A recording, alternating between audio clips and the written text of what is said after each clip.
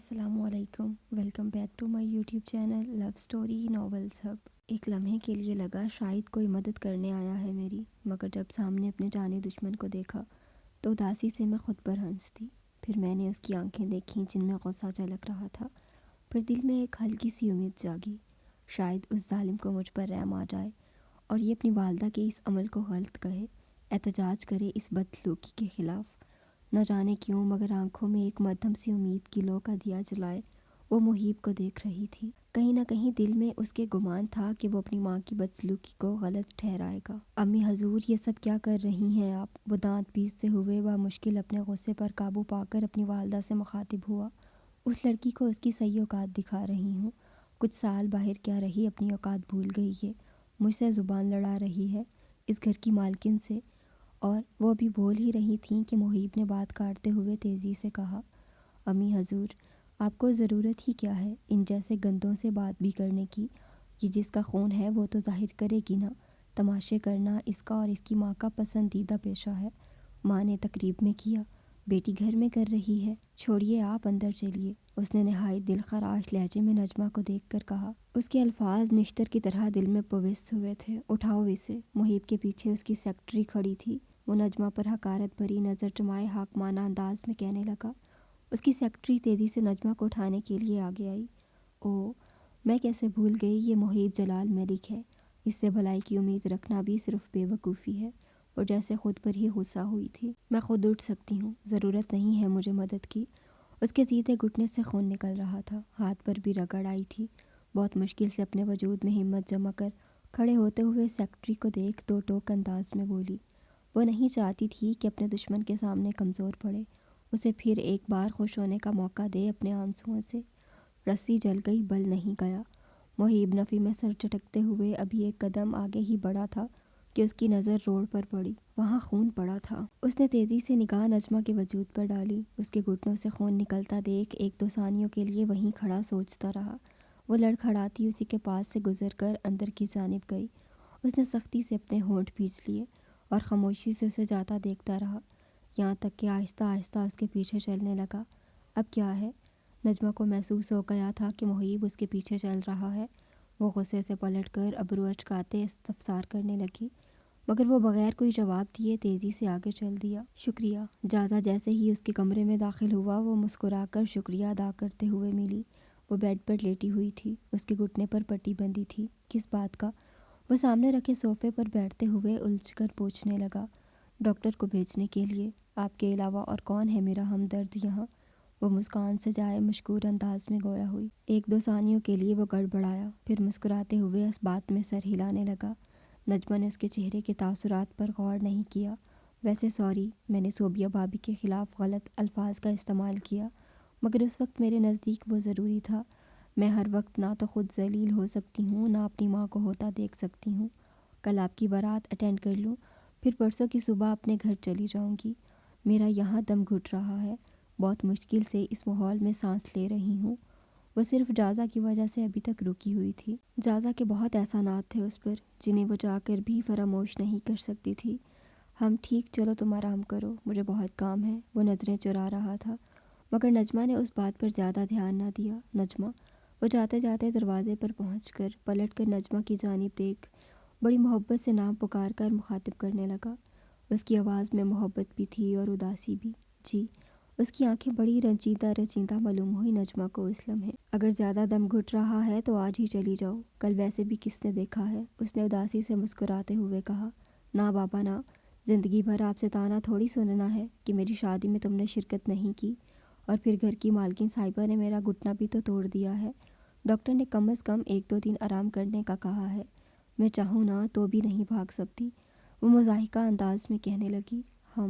وہ اس بات میں سر ہلاتے ہوئے اس کے حسین وجود کو آنکھوں میں بھر کر باہر کی جانب بڑھ گیا۔ وہ تو چلا گیا، مگر اپنی آنکھوں کی حسرت سے مقابل کو الجھا گیا تھا۔ کیوں اتنی حسرت تھی جازا بھائی کی نگاہوں میں؟ نہ جانے کتنی دیر تک وہ یہی سوچتی رہی۔ صوبیہ کے ساتھ سب بڑی خوشی خوشی پہلا ناشتہ کر رہے تھے کہ اچانک جلال صاحب نے عروسہ بیگم کو بیٹھنے کا اشارہ کیا۔ نجمہ اور اس کی والدہ حیرت کے غوطے کھانے لگے۔ اتنے سالوں میں پہلی بار انہیں پوری فیملی کے ساتھ ناشتے کی ٹیبل پر شریک ہونے کا کہہ رہے تھے۔ بیٹھو عروسا، مجھے بہت ضروری بات کرنی ہے تم سے، انہوں نے نہایت مہذب انداز میں کہا۔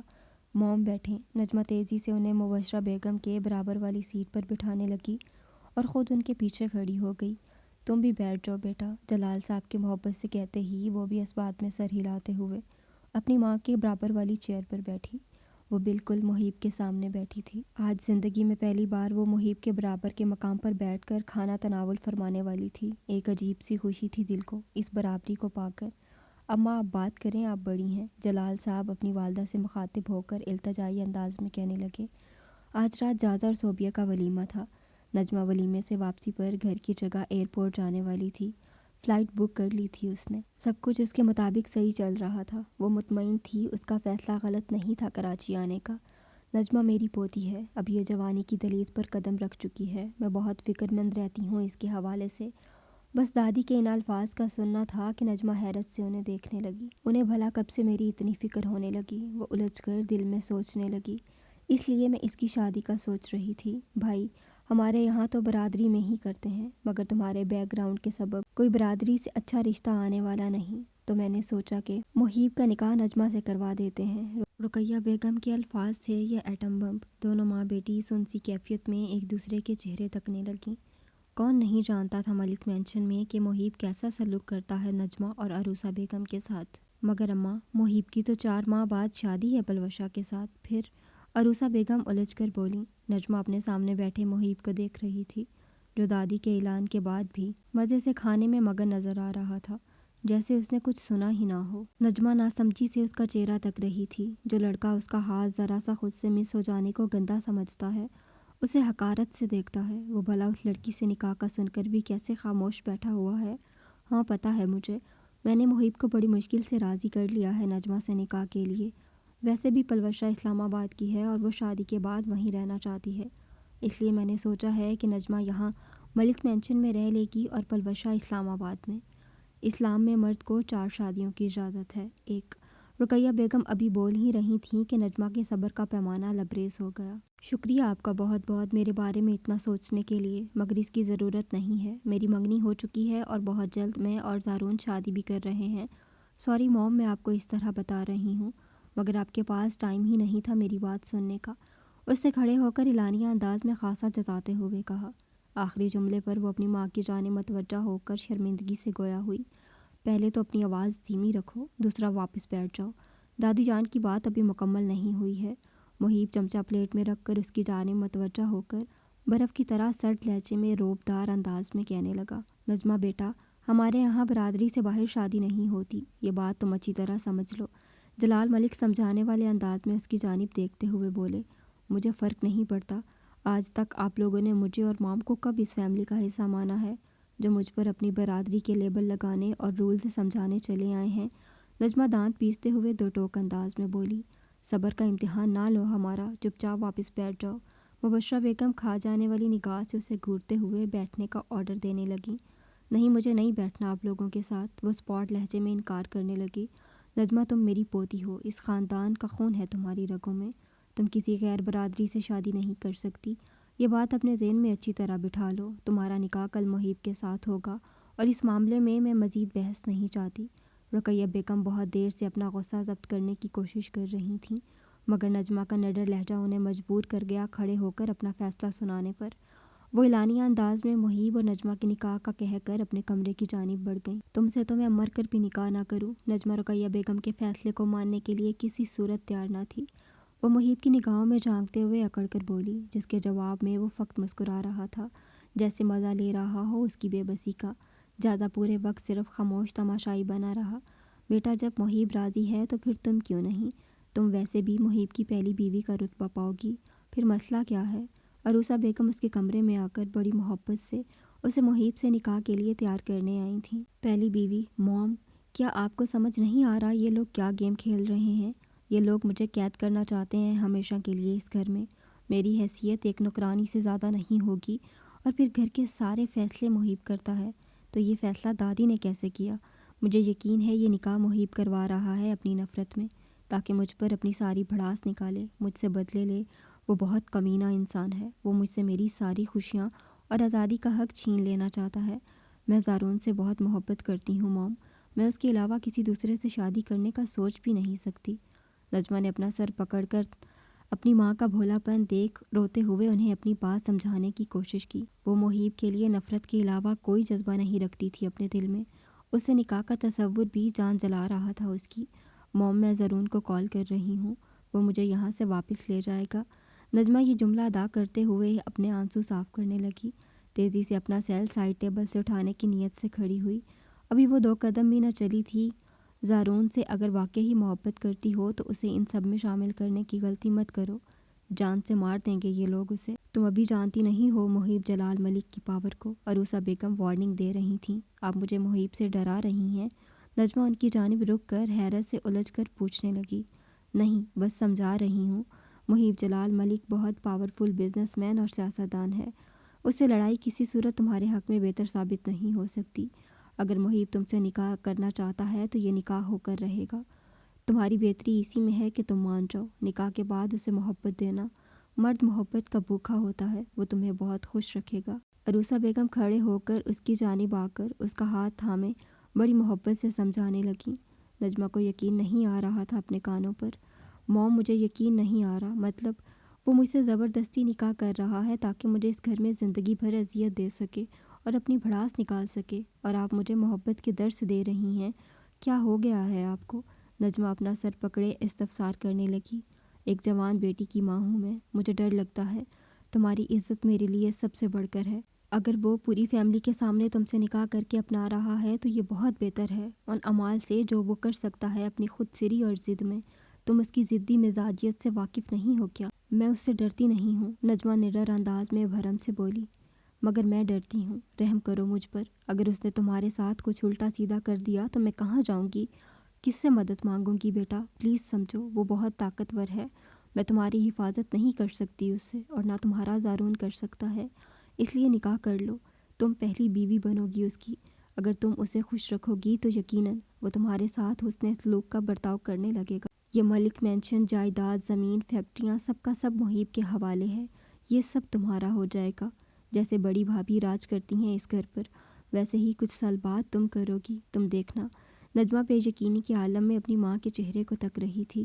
کس قدر خوش فہمیاں تھیں انہیں۔ وہ اپنا سر پکڑے اپنی ماں کو دیکھنے لگی، جن سے کوئی بھی بات کرنا اسے بے معنی نظر آ رہا تھا۔ وہ بھاگنے کے فراق میں تھی، سب ولیمے کے لیے نکل رہے تھے۔ تم تیار نہیں ہوئی ابھی تک؟ مبشرہ بیگم اس کے کمرے میں بے دھڑک داخل ہو کر ابرو اچکائے استفسار کرنے لگی۔ بس بال بنانے رہ گئے ہیں، آپ جائیں، میں خود ہی ڈرائیور کے ساتھ آ جاؤں گی۔ نجمہ نے لاپرواہی سے بال بناتے ہوئے آئینے میں ان کا عکس دیکھتے جواب دیا۔ آج کچھ زیادہ ہی فکر نہیں ہو رہی انہیں میری؟ وہ دل میں سوچتے ہوئے۔ ٹھیک ہے، جلدی آ جاؤ، وہ کہتی ہوئی کمرے کا دروازہ بند کر کے چلی گئیں۔ عجیب بات ہے، انہیں تو میں ایک آنکھ نہیں بھاتی، پھر یہ کیسے راضی ہیں مجھے اپنی بہو بنانے کے لیے؟ ایک منٹ نجمہ، تم بھی کہاں موم کے کہنے میں آ گئیں؟ وہ جیسے خود پر بگڑی تھی۔ وہ نکاح کر رہا ہے تم سے تاکہ اپنی سارے پچھلے حساب برابر کر سکے، اور انہیں بھی تو ایک فری کی نوکرانی مل جائے گی زندگی بھر کے لیے۔ بقول دادی کے محیب صاحب تو اپنی دوسری زوجہ کے ساتھ اسلام آباد میں رہیں گے، وہ منہ بسوڑتے ہوئے بولی۔ چلو ڈرائیور۔ نجمہ نے سب کے جانے کا انتظار کیا۔ جب اسے یقین آ گیا کہ سب جا چکے ہیں تو وہ کار میں آ کر پیچھے کی سیٹ پر اطمینان سے بیٹھتے ہوئے بولی۔ وہ بلیک رنگ کی فراک اور چوڑی دار پجامے میں ملبوس تھی۔ اس کی آبشار کھلی اور کمر کو ڈھانکے ہوئے تھیں۔ لائٹ میک اپ میں وہ کسی حور سے کم معلوم نہیں ہو رہی تھی۔ اوکے مس نجمہ، ڈرائیور نے یہ کہہ کر ابھی کار سٹارٹ ہی کی تھی کہ دوسری سائیڈ کا گیٹ کھلا۔ نجمہ محیب کو دیکھ بری طرح شاکڈ ہوئی تھی۔ وہ نہایت پروقار انداز میں کار میں اس کے برابر میں آ کر بیٹھا۔ یہ زندگی میں پہلی بار تھا کہ وہ دونوں ایک ہی کار میں بیٹھے تھے، ورنہ محیب کبھی بھی اسے اپنے ساتھ ایک کار میں نہیں بٹھاتا تھا۔ سفید شرٹ اور بلیک پینٹ کوٹ میں وہ وجیہہ مرد نجمہ کو ایک دو لمحوں کے لیے مبہوت کر گیا۔ اس کے پرفیوم کی مہک نے نجمہ کو اپنے حصار میں جکڑا۔ وہ سانسیں لینا بھول گئی تھی اس کی موجودگی کے سبب۔ چلو، محیب نے ایک سرسری سی نگاہ نجمہ کے پورے وجود پر دوڑائی، پھر ڈرائیور سے مخاطب ہو کر کار چلانے کو کہا۔ نجمہ زارون کو کسی خطرے میں ڈالنا نہیں چاہتی تھی، اس لیے اسے سارے معاملے سے لا علم رکھنا اسے بہتر لگا۔ محیب کی موجودگی میں بھاگنا اب اور بھی مشکل ہو گیا تھا۔ کیا ہوا؟ کار اچانک رکی۔ محیب جو اپنے سیل میں مگن تھا نظر اٹھا کر ڈرائیور کی جانب دیکھ استفسار کرنے لگا۔ سر پتہ نہیں، ایک منٹ، میں ذرا اتر کر دیکھتا ہوں۔ ڈرائیور کہہ کر کار سے اترا۔ نجمہ نے دانستہ طور پر کار کے ٹائرز کی ہوا کم کر دی تھی تاکہ کار ملک مینشن سے تھوڑا آگے جاتے ہی رک جائے۔ ڈرائیور کار ٹھیک کرنے کے لیے نیچے اترے اور وہ اسی دوران موقع کا فائدہ اٹھا کر بھاگ سکے، مگر اب محیب کی موجودگی نے اسے پریشانی میں ڈال دیا تھا۔ کار میں وہ دونوں اجنبیوں کی طرح بیٹھے تھے کہ محیب کے سیل پر کال آئی۔ محیب اپنے بزنس کے سلسلے میں بات کرنے میں مصروف ہو گیا۔ بات کرتے کرتے ہی وہ کار سے اترا۔ کیا ہو گیا؟ دیر ہو رہی ہے، پہلے سے چیک کیوں نہیں کرتے تم لوگ؟ وہ غصے سے بھر کر بولا۔ سوری سر، بس 2 منٹ، ڈرائیور لچکدار انداز میں معذرت کرتے ہوئے کہنے لگا۔ عجیب بات ہے سر، کار کے دونوں آگے کے ٹائرز کی ہوا کم ہے، ڈرائیور الجھ کر کہتے ہی محیب کے کان کھڑے ہوئے۔ وہ تیزی سے کار میں جھانک کر دیکھنے لگا اور وہی ہوا جس کا اسے ڈر تھا۔ نجمہ بھاگ چکی تھی۔ بے وقوف لڑکی، وہ زور سے کار کے شیشے پر ہاتھ مارتے ہوئے بولا۔ نجمہ کو گھٹنوں پر چوٹ کے سبب بھاگنے میں بہت مشکل پیش آ رہی تھی۔ پھولی پھولی سانسوں کے ساتھ وہ ایک ٹیکسی روکنے میں کامیاب ہوئی۔ جلدی ایئرپورٹ لے کر چلو، نجمہ نے ٹیکسی میں بیٹھ کر ایک گہرا سانس لینے کے بعد ڈرائیور سے کہا۔ کال ریسیو کرو۔ محیب اس کے سیل پر مسلسل کال کر رہا تھا۔ سر، ٹھیک ہو گئی، ڈرائیور کے کہتے ہی وہ تیزی سے اس سے چابی لے کر کار کی ڈرائیونگ سیٹ پر بیٹھا۔ وہ جانتا تھا نجمہ اسے کہاں ملے گی۔ ہیلو، کہاں ہے وہ اس وقت؟ محیب نے ایک نمبر پر کال ملا کر غصیلی الفاظ میں استفسار کیا۔ سر، وہ ٹیکسی میں ہیں، آپ کہیں تو رکوا دوں ٹیکسی؟ مقابل کی جانب سے جواب تیزی سے آیا۔ ہاں، جہاں ہیں وہیں رکوا دو اور مجھے لوکیشن بھیجو، اس نے رعبدار انداز میں کہہ کر کال کاٹ دی۔ نجمہ، اتنا آسان نہیں ہے محیب کے پکڑ سے آزاد ہونا جتنا تم نے سمجھ لیا، وہ دانت پیستے ہوئے کہہ کر کار کی سپیڈ بڑھانے لگا۔ اوئے ٹیکسی روک! ایک گاڑی تیزی سے اس ٹیکسی کے آگے آ کر راستہ روک کر کھڑی ہو گئی۔ اس گاڑی میں سے 3-4 گارڈز کی یونیفارم میں نوجوان لڑکے نکلے۔ انہوں نے ٹیکسی ڈرائیور کو گن پوائنٹ پر ٹیکسی سے باہر اتروا لیا۔ نجمہ کی تو سانسیں ہی رک گئی تھیں ان لڑکوں کو ٹیکسی کو گھیرتا ہوا دیکھ۔ خوف و شدت کے مارے اس کا گلا خشک پڑ گیا تھا۔ اس کی آنکھوں سے جھر جھر موتی بہنے لگے، لیکن کچھ لمحوں بعد اس نے محسوس کیا کہ ان لڑکوں میں سے کوئی بھی اس کی جانب نہیں آیا۔ تھوڑی دیر گزرنے کے بعد اچانک اس کی جانب کا گیٹ کھلا۔ محیب، وہ ہکا بکا نگاہوں سے اسے دیکھ رہی تھی۔ ہاں محیب، چلو میرے ساتھ۔ محیب کی نگاہیں مقابل پر آگ برسا رہی تھیں۔ اس کا بازو کھینچتے ہوئے ٹیکسی سے نکالا۔ نجمہ نے دیکھا ان سارے گارڈز کی نظریں روڈ کی جانب تھیں، جیسے کچھ ڈھونڈ رہے ہوں زمین میں۔ ایسا تو صرف ملک خاندان کی بیٹیوں اور بہوؤں کے لیے احتراماً کیا جاتا تھا، تو کیا وہ بھی دنیا کی نظر میں ملک خاندان کی بیٹی تھی یا ہونے والی بہو، جو اسے نظر اٹھا کر دیکھنے تک کی کسی گارڈ نے جرأت نہ کی تھی؟ محیب نے غصے سے اسے ڈرائیور سیٹ کے برابر والی سیٹ پر بٹھایا۔ خود کار ڈرائیو کر کے واپس ملک مینشن پہنچا۔ پورے راستے اس نے ایک لفظ نہیں کہا تھا، مگر نجمہ واقف تھی یہ طوفان سے پہلے کی خاموشی ہے۔ چلو۔ ملک مینشن پہنچتے ہی وہ تیزی سے کار سے اترا اور کار کی دوسری جانب بڑھا۔ نجمہ کی جانب کا گیٹ کھول کر اسے بازو سے کھینچتے ہوئے باہر نکالا۔ کہاں لے جا رہے ہو مجھے؟ چھوڑو مجھے، میں نے کہا محیب، چھوڑو مجھے، میں ڈرتی نہیں ہوں تم سے۔ وہ مسلسل جدوجہد کر رہی تھی اس کی گرفت سے خود کو آزاد کرانے کی۔ یہاں سے باہر نہیں نکلو گی تم اب، سمجھی؟ وہ ڈائریکٹ اسے اسی کے کمرے میں لا کر بیڈ کی جانب دھکیلتے ہوئے بھر کر بولا۔ کیوں کر رہے ہو میرے ساتھ ایسا؟ کیا بگاڑا ہے میں نے تمہارا؟ مجھے پتا ہے محبت جیسا کوئی رشتہ نہیں ہے ہمارے درمیان، اور نہ ہی تم ترس کھانے والوں میں سے ہو، پھر کیوں کر رہے ہو مجھ سے نکاح؟ کیا ملے گا تمہیں مجھے یہاں قید کر کے؟ نجمہ بیڈ پر اوندے منہ گری تھی، مگر اگلے ہی لمحے خود کو سنبھال کر کھڑی ہوئی۔ اس کی آنکھوں میں آنکھیں ڈال اپنے سوالوں کا جواب طلب کرنے لگی، جو اس کا حق تھا۔ خاموش، چپ چاپ نکاح کے لیے تیار ہو جاؤ، یہی تمہارے لیے بہتر ہے، اور اگر پھر سے بھاگنے کی کوشش کی تو یاد رکھنا، محیب جلال ملک دوسری غلطی کبھی معاف نہیں کرتا، پھر جو ہوگا اس کی ذمہ دار تم خود ہوگی۔ آخری جملہ اس نے خاصا جتاتے ہوئے ادا کیا۔ اس نازک کانچ گڑیا کے آنسو اس ستم گر کے لیے بے معنی تھے۔ وارننگ دے کر وہ وہاں سے جانے لگا۔ میں صرف زارون سے محبت کرتی ہوں اور نکاح بھی اسی سے کروں گی، وہ اعلانیہ انداز میں اپنی آنکھوں سے آنسو پوچھتے ہوئے بھرم سے بولی۔ ٹھیک ہے، اگر مردہ سے نکاح جائز ہے تو کر لینا، اس نے بغیر پیچھے مڑے مفاہمانہ انداز میں اسے وارننگ دی اور دروازہ بند کرتے ہوئے وہاں سے چلا گیا۔ محیب بیٹا، تم ولیمے میں کیوں نہیں آئے؟ سب تمہارا پوچھ رہے تھے، مبشرہ بیگم نے گھر میں داخل ہوتے ہی محیب کو دیکھ فکر مندانہ لہجے میں استفسار کیا۔ محیب میری جان، سب خیریت تو ہے نا؟ ابھی وہ جواب دیتا اس سے قبل ہی رقیہ بیگم تیزی سے پریشان ہو کر پوچھنے لگی۔ خیریت ہی تو نہیں ہے، آپ کی لاڈلی پوتی بھاگنے کی کوشش کر رہی تھی، سفید رنگ کے صوفے پر وہ پروقار انداز میں بیٹھا ہوا خوبرو نوجوان آنکھوں میں غصہ لیے دھیمے مگر سرد لہجے میں گویا ہوا، کیا اس ذلیل لڑکی نے بھاگنے کی کوشش کی؟ لگتا ہے پر کاٹنے کا وقت آ گیا ہے۔ محیب کے الفاظ سنتے ہی جلال ملک اپنی مونچھوں کو مغروریت سے پکڑے بپھر کر بولے، یہ کیا بدتمیزی ہے؟ اتنی بھی تمیز نہیں ہے تمہیں؟ کسی کے کمرے میں داخل ہونے سے پہلے اجازت مانگتے ہیں یا دروازہ نوک کرتے ہیں؟ سیل پر زارون اور اپنی تصویر دیکھ کر وہ ابھی بے بسی سے رو ہی رہی تھی کہ اچانک اس کے کمرے کا دروازہ کھلا۔ محیب کو بے اجازت کمرے میں داخل ہوتا دیکھ وہ غصے سے چیختے ہوئے بولی، چلو۔ محیب نے اس کے غصے کو مکمل اگنور کرتے ہوئے اس کی نازک کلائی پر اپنی گرفت مضبوط کرتے ہوئے کہا، چھوڑو مجھے، یہ کیا طریقہ ہے؟ تمہیں تمیز نہیں ہے لڑکیوں سے بات کرنے کی؟ چھوڑو میرا ہاتھ۔ وہ مسلسل اپنی نازک کلائی کو اس ظالم کی مضبوط گرفت سے آزاد کرانے کی کوشش کر رہی تھی، مگر اس کی نازک جان کے لیے یہ ممکن نہ تھا۔ اس نازک صفت گڑیا کے پرزور احتجاج بلند کرنے کے باوجود وہ اسے کھینچتا ہوا لاؤنج میں لے آیا، جہاں پہلے سے ہی ملک مینشن کے تمام افراد موجود تھے۔ بڑے ابو دیکھیں، محیب بدتمیزی کر رہا ہے میرے ساتھ، نجمہ جلال ملک کو دیکھ روحانسہ لہجے میں شکایت کرنے لگی۔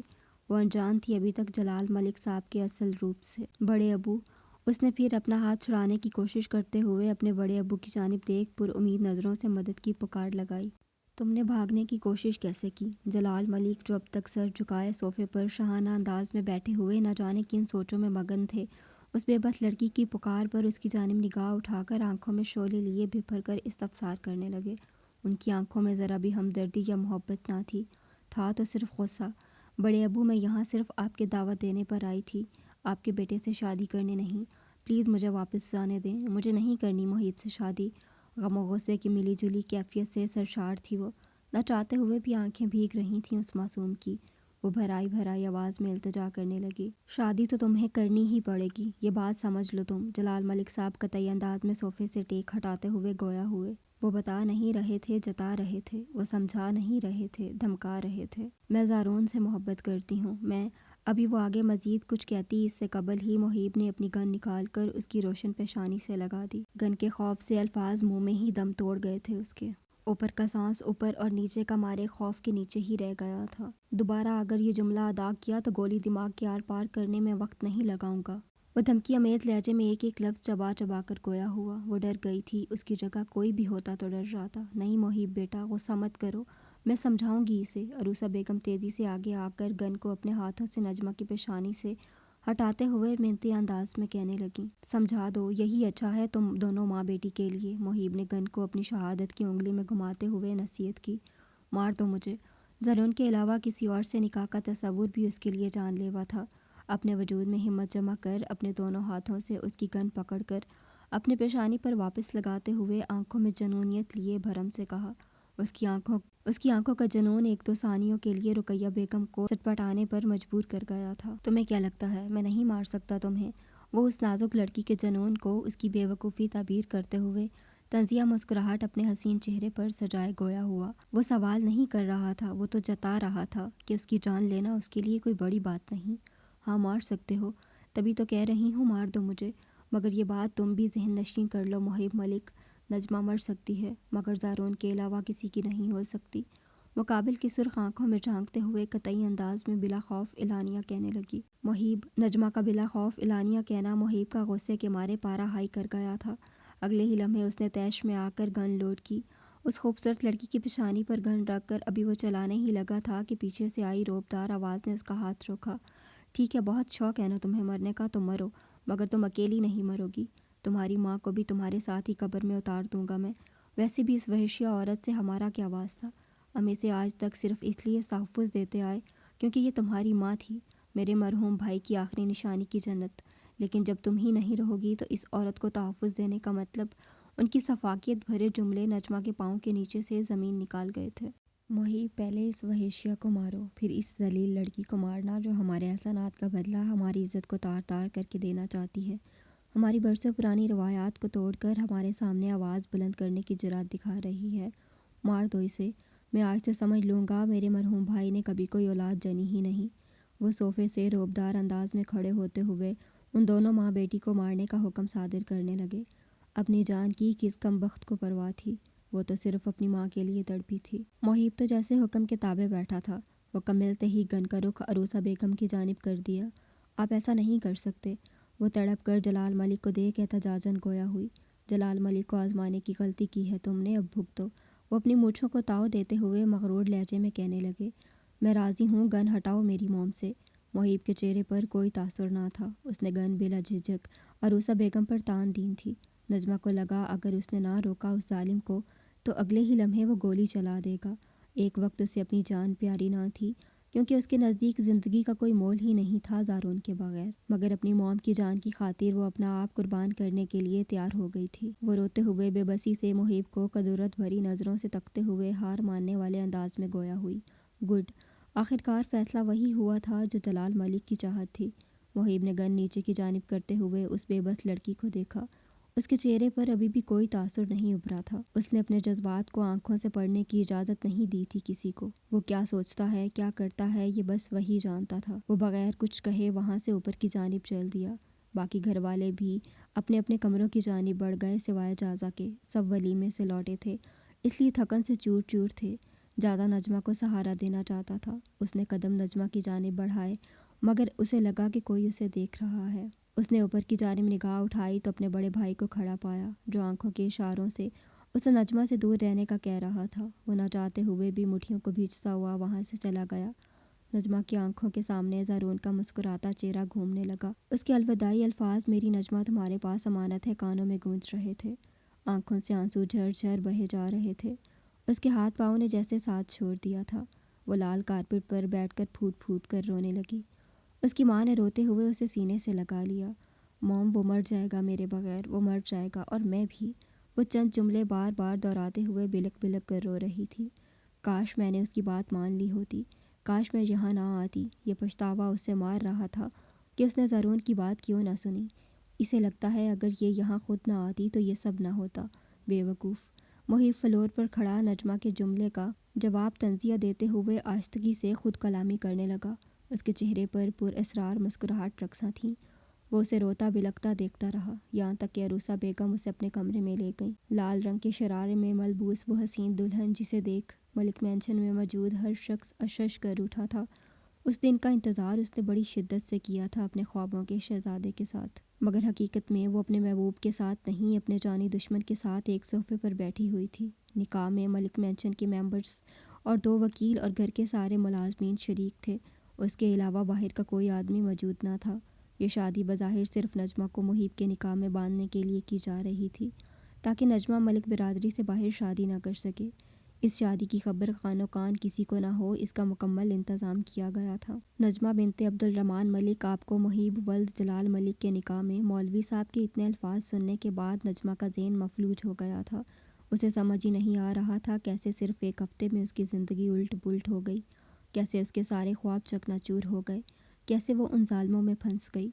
उसकी आंखें सुर्ख अंगारों की मानित लाल हो रही थीं, जिनसे मोती मुसलसल बहे जा रहे थे। मगर उसकी माँ के सिवा कोई नहीं था जो उसके आंसू साफ करता।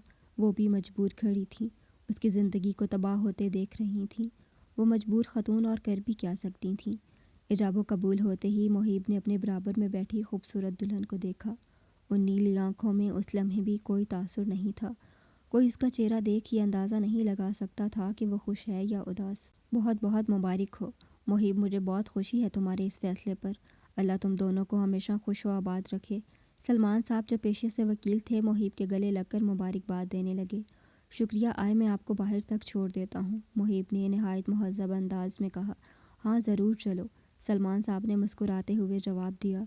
नजमा का ख़ास ख्याल रखना बेटे, जैसे आज तक रखते आए हो। बिन बाप की ज़िंदगी गुजारना आसान नहीं होता। और फिर मैडम अरूसा का माजी, बहुत अच्छा किया था तुमने उसे लोगों के तानों से बचाने के लिए अमेरिका भेजकर। मुझे बहुत खुशी है तुमने अपना दिल उस लड़की के लिए बड़ा किया और अब उसे अपने निकाह में ले लिया। खुदा तुम्हें आबाद रखे। सलमान साहब ने उसके कंधे पर अपना हाथ रखकर हौसला अफजाई की। आप बेफिक्र हो जाइए, नजमा मेरी जिम्मेदारी है आज से। वो नहायत इत्मीनान बख्श अंदाज में गोया हुआ। बिल्कुल, बीवी के भी हकूक़ हैं। जिस तरह हर मामले में तुम परफेक्ट हो, मुझे यकीन है बीवी के मुतल्लिक़ अपने फ़राइज़ अदा करने में भी होगे। उनके लहजे में ये जुमले अदा करते वक्त नसीहत थी, जिन्हें सुन वह इस बात में सर हिलाने लगा। वो तो मुस्कुराकर अपनी गाड़ी में बैठकर चल दिए, लेकिन उनके कहे आखिरी जुमले के लफ्ज़ बीवी ने उसके पूरे वजूद को जैसे झंझोड़ कर रख दिया था। ایک وعدہ، ایک پرانی یاد، وہ چیخیں، وہ درد، وہ جھڑتے ہوئے پتے، وہ آنکھوں سے جھلکتا ہوا آنسو کا قطرہ۔ میری بیوی کھوئے کھوئے انداز میں اس کے ہونٹوں کے کونوں پر ہلکی سی مسکراہٹ نمودار ہوئی۔ جب واپس لاؤنج میں آیا تو وہ جانی دشمن دلہن کے روپ میں بت بنے بیٹھی اپنی قسمت پر ماتم کرتی نظر آئی۔ باقی سب اسے چھوڑ کر حسب معمول اپنے کاموں میں لگ گئے تھے، کیونکہ ملک مینشن کے کسی بھی فرد کے نزدیک اس نکاح کی کوئی اہمیت نہ تھی۔ چلو دلہن صاحبہ، محیب نے سب گھر والوں کے سامنے اس کا ہاتھ تھامتے ہوئے حاکمانہ انداز میں کہا۔ یہ الفاظ سنتے ہی وہ جو بت بنی بیٹھی تھی پوری جان سے کانپ اٹھی۔ میں تمہارے ساتھ نہیں جانے والی، چھوڑو میرا ہاتھ۔ وہ نازک صفت پوری طاقت سے اس ستمگر سے اپنا ہاتھ چھڑانے کی کوشش کرنے لگی۔ جانا تو تمہیں پڑے گا، قطعی انداز میں بھرم سے کہتے ہوئے اس نے نجمہ کا ہاتھ کھینچنا شروع کر دیا۔ موم بچائیں مجھے نہیں جانا اس گھٹیا انسان کے ساتھ۔ موم، اس کی چیخوں سے پورا لاؤنج گونج رہا تھا۔ جانا تو پڑے گا کیونکہ اب میں تمہارا ہسبینڈ ہوں۔ وہ فاتحانہ مسکراہٹ چہرے پر سجائے گویا ہوا۔ محیب، کیا مذاق ہے یہ؟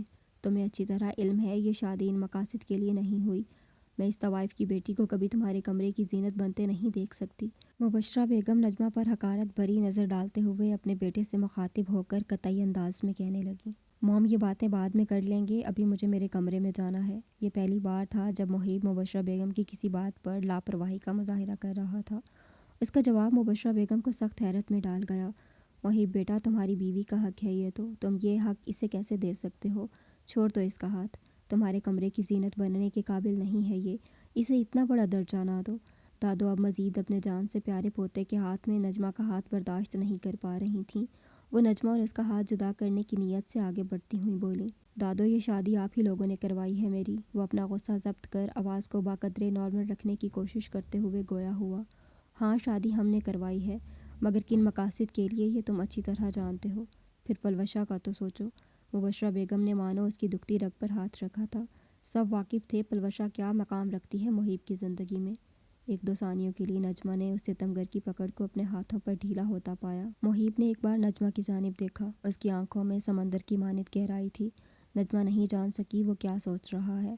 ایک لمحے کے لیے لگا جیسے اس کی آنکھوں میں افسردگی رنج جھلکا ہو، مگر اگلے ہی لمحے اس نے نجمہ کے ہاتھ پر مزید اپنی پکڑ مضبوط کی۔ ایک بار فیصلہ لے لے پھر پیچھے ہٹنے والوں میں سے نہیں تھا وہ۔ جلال ملک شور کی آواز سن کر اپنے کمرے سے نکلے۔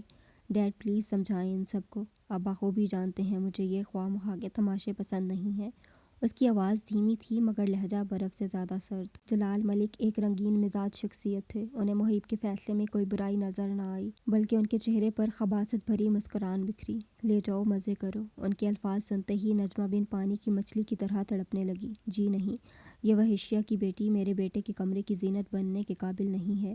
اس کمرے پر صرف پلوشہ کا حق ہے۔ اگر زیادہ دل مچل رہا ہے اس کی خوبصورتی دیکھ کر تو اسے لے کر کسی ہوٹل میں چلے جاؤ، جیسے تمہارا باپ ان طوائفوں کو لے کر جاتا ہے جو ان کی اوقات ہے۔ مبشرہ بیگم جلال ملک کی طرف سے ملے ہوئے اپروول پر سخت مخالفت کے ساتھ میدان میں اتری تھیں۔ انہوں نے صوبیہ کا بھی لحاظ نہ کیا۔ جلال ملک کی آنکھوں میں آنکھیں ڈال غصے سے پھپھر کر بولیں۔ وہ کسی صورت نجمہ کو محیب کے کمرے میں جانے دینے کے لیے تیار نہ تھیں۔ ان کے الفاظ نجمہ کے دل کو چھلی چھلی کر گئے تھے۔ محیب، جلال ملک اپنے فیصلوں میں کسی کا دخل برداشت نہیں کرتا، وہیں دوسری جانب محیب کے صبر کا پیمانہ بھی لبریز ہو رہا تھا۔ وہ بحث کرنے کا عادی نہیں تھا، اس لیے دو ٹوک انداز میں ایک نگاہ اپنی ماں پر اور دوسری لاؤنج میں موجود تمام لوگوں پر ڈالتے ہوئے سخت لہجے میں اعلانیہ کہہ کر نجمہ کا نازک ہاتھ پکڑ کر کھینچتے ہوئے سیڑھیوں کی جانب بڑھنے لگا۔ چھوڑو مجھے، میں نے کہا چھوڑو، موم بچائیں۔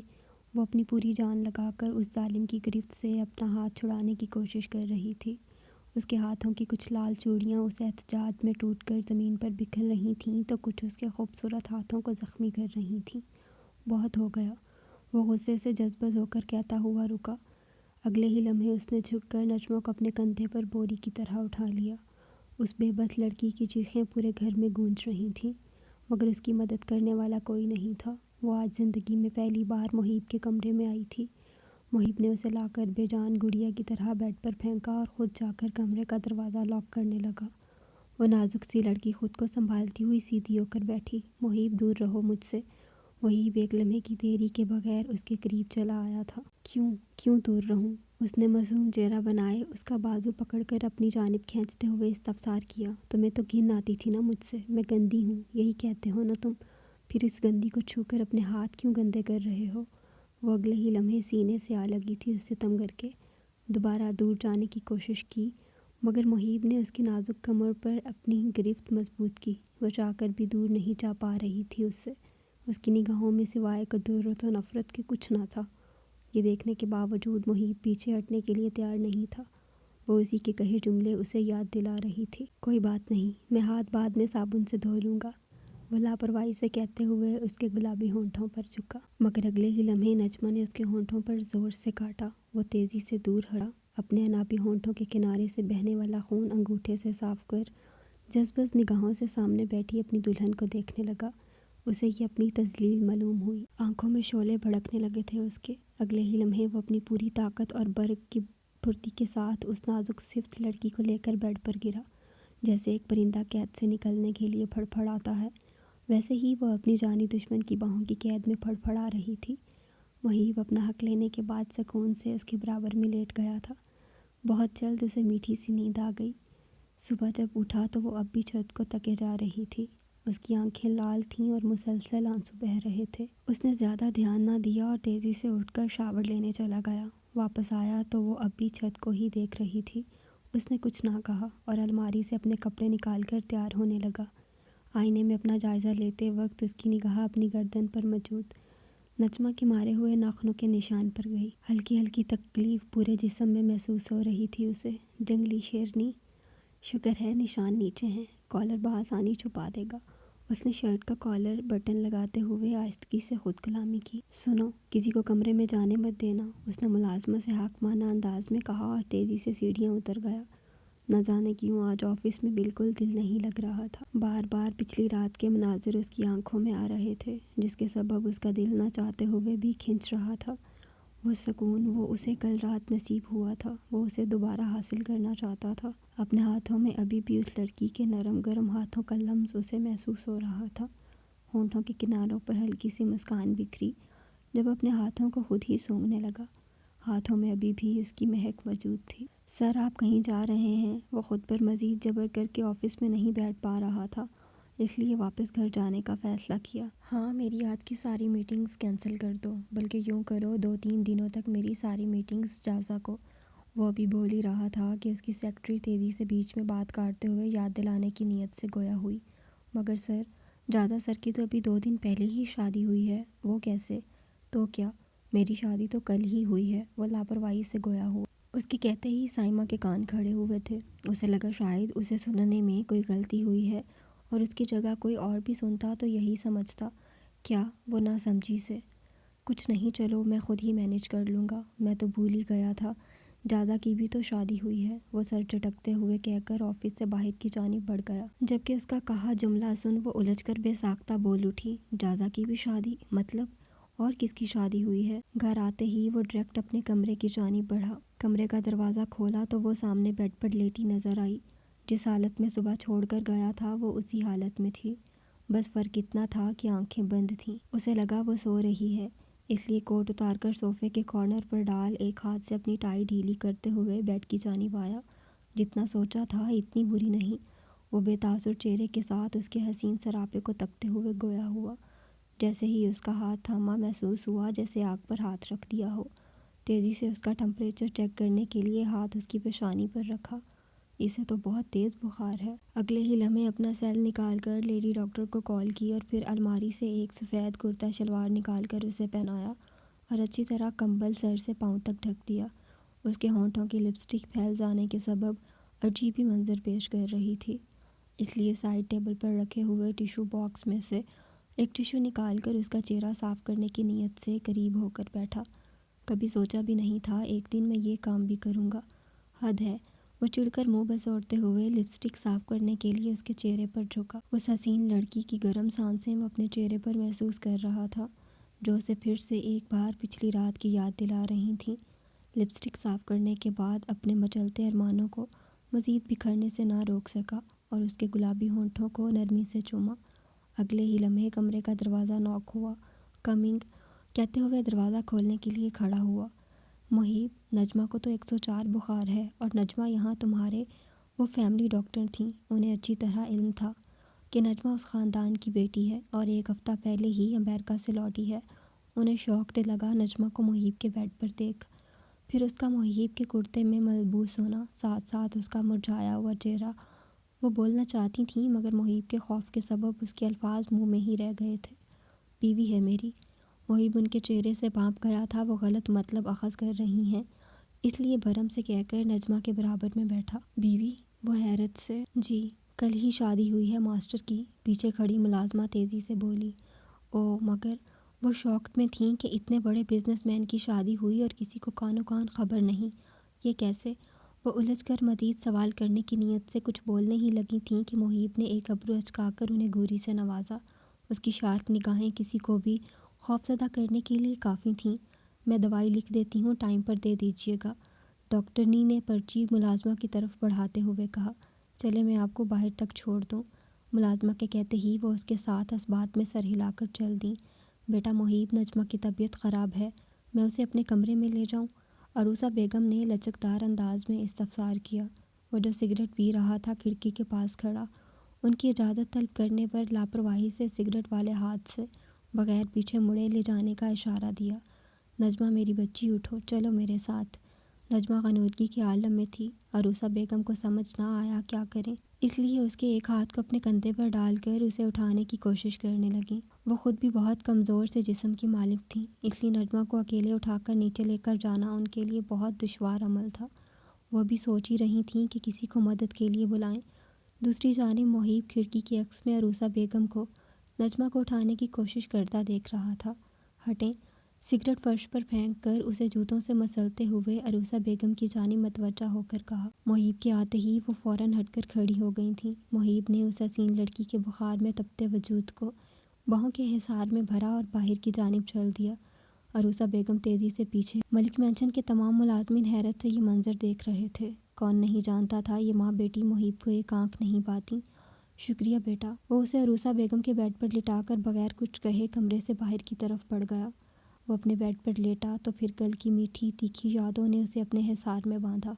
اس بے بس لڑکی کے اپنے سیلف ڈیفینس میں مارے ہوئے نوخن بلی کے پنجوں کی طرح اس کے جسم پر جگہ جگہ اپنا نشان چھوڑ گئے تھے۔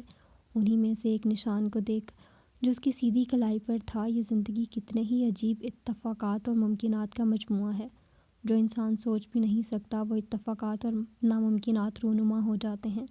میں نے کب سوچا تھا میں اس وحشیہ کی بیٹی کو ایک دن اپنا آپ سونپوں گا، اسے اپنے کمرے کی زینت بناؤں گا، لوگوں کے سامنے اسے بیوی کہوں گا، اور وہ لڑکی بدلے میں بجائے میری احسان مند ہونے کے مجھے یہ نشانات دے گی۔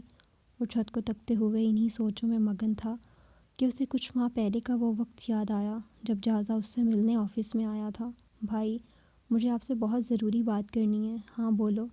وہ بغیر فائل سے نگاہ ہٹائے گویا ہوا۔ میں نجمہ سے بہت محبت کرتا ہوں اور اس سے شادی کرنا چاہتا ہوں۔ ملک مینشن کے سارے فیصلے محیب لیا کرتا تھا، اس لیے جازا سب سے پہلے محیب کے پاس چلا آیا تھا، اس امید کے ساتھ کہ وہ اسے ہر بار کی طرح مثبت جواب کے ساتھ پائے گا۔ پتہ ہے مجھے، تم نے اسے تحفے میں لال رنگ کی میکسی بھیجی ہے، اس کا بھی علم ہے۔ وہ ابھی بھی اپنے کام میں مگن فائل میں نظریں جمائے لاپرواہی سے کہہ رہا تھا۔ آپ کو کیسے پتہ؟ اس کا انکشاف جازا کو حیرت میں ڈال گیا تھا۔ وہ بن پوچھے نہ رہ سکا۔ تمہیں لگتا ہے کوئی چیز مجھ سے چھپی رہ سکتی ہے؟ وہ سوال نہیں تھا، یہ جانتا تھا جازا۔ وہ جتا رہا تھا کہ اس کی ہر چیز پر نظر ہے۔ چلو یہ تو گریٹ ہو گیا، بھائی کچھ کرے نا، میں واقعی ہی اس سے بہت محبت کرتا ہوں۔ جازا نے پر امید نگاہیں سامنے بیٹھے خوبرو نوجوان پر ٹکاتے منتی انداز میں کہا۔ وہ تمہارے قابل نہیں ہے، بھول جاؤ اسے۔ محیب نے اپنی نگاہیں اٹھا کر سامنے کھڑے اپنے چھوٹے بھائی کو دیکھ فیصلہ کن انداز میں کہا۔ بھائی میں اس سے محبت کرتا ہوں، میں اسے نہیں بھول سکتا۔ اس کا لہجہ بھر آیا تھا، آواز کی نرمی جیسے اب غائب ہو گئی تھی۔ وہ قطعی انداز میں کہہ کر مقابل کے جواب کا منتظر کھڑا تھا۔ تمہاری شادی صوبیہ سے ہی ہوگی۔ اچھا یہی ہے، تم جذباتی ہونے کے بجائے دماغ سے کام لو۔ صوبیہ کے والد تمہاری بیک گراؤنڈ مضبوط کر دیں گے، وہ تو نجمہ کا باپ بھی کر دے گا، اور یہ بات آپ اچھی طرح جانتے ہیں۔ یہ بولیں آپ مجھے دینا نہیں چاہتے۔ ابھی اس کا جملہ ادا ہی ہوا تھا کہ سامنے سے دو ٹوک انداز میں جواب آیا۔ زیادہ تم جذباتی ہو، ریلیکس، بزنس کبھی بھی جذباتی ہو کر نہیں کیا جاتا۔ وہ اپنے چھوٹے بھائی کے جذباتی انداز کو مکمل اگنور کر سیٹ سے ٹیک لگائے نارمل انداز میں۔ ریلیکس؟ میں کیسے ریلیکس ہو جاؤں جب میرے ہی سامنے اسے زارون پرپوز کر چکا ہے اور اسے اپنے نام کی انگوٹھی پہنا چکا ہے۔ بھائی مجھے کوئی بزنس نہیں کرنا، مجھے صرف نجمہ سے شادی کرنی ہے۔ آپ کا بزنس آپ کو مبارک۔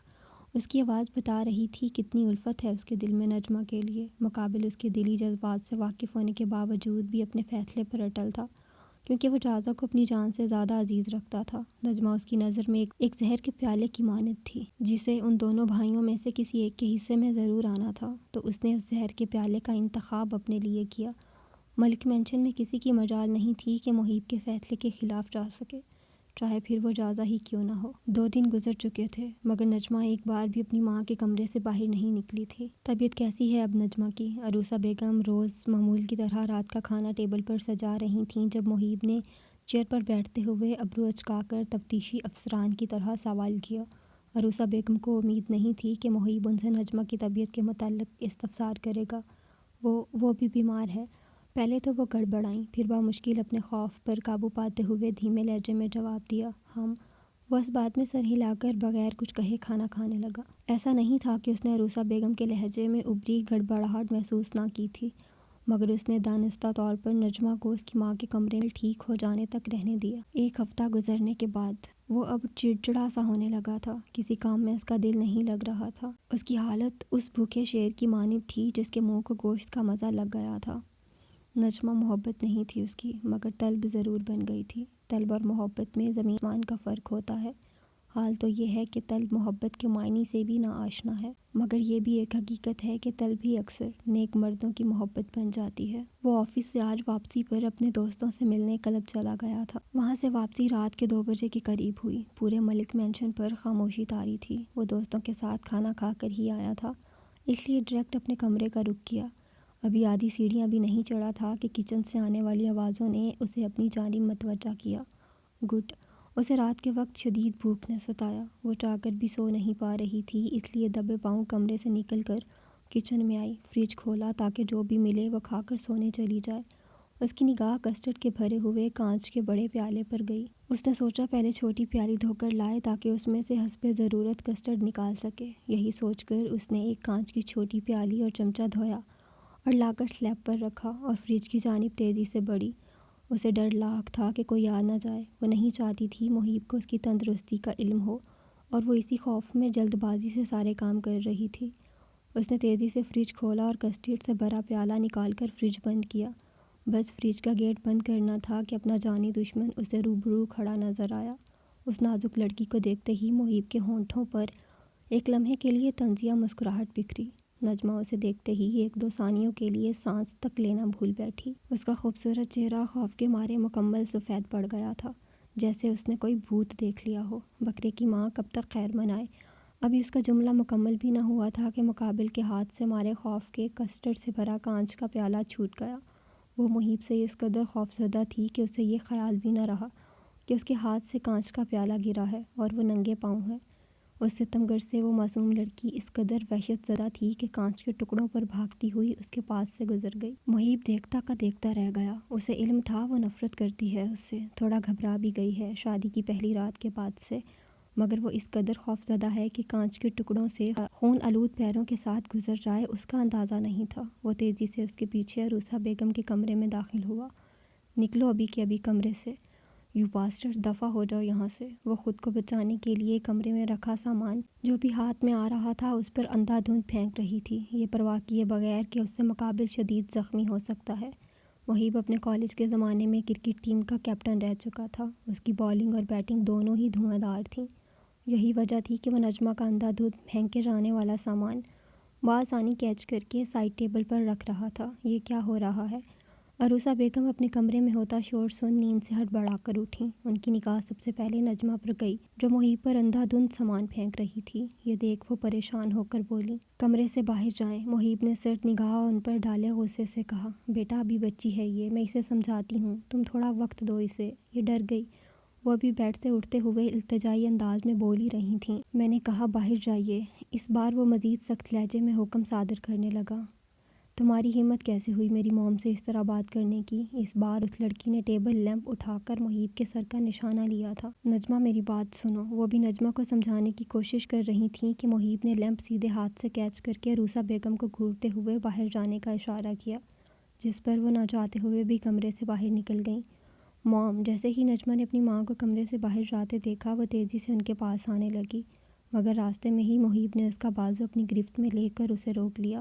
چھوڑو مجھے، وہ مسلسل اپنی پوری جان سے مکے برسا رہی تھی۔ اگلے ہی لمحے محیب نے اپنی پینٹ کی بیلٹ نکالی، جسے دیکھتے ہی نجمہ مزید خوفزدہ ہو کر پوری جان سے کانپ اٹھی۔ محیب اس کے پرزور احتجاج کو خاطر میں نہ لاتے ہوئے اسے اٹھا کر بیڈ پر لے گیا۔ اس کے دونوں ہاتھ بیلٹ سے باندھ کر بیلٹ کے دوسرے سرے کو بیڈ کے سرہانے سے باندھ دیا۔ چھوڑ دو مجھے، وہ اب مزید لڑ نہیں سکتی تھی، اس لیے اپنی آنکھیں بند کرتے ہوئے روحانسہ آواز میں گویا ہوئی۔ محیب اسے چھوڑ کر دروازے کی جانب آیا۔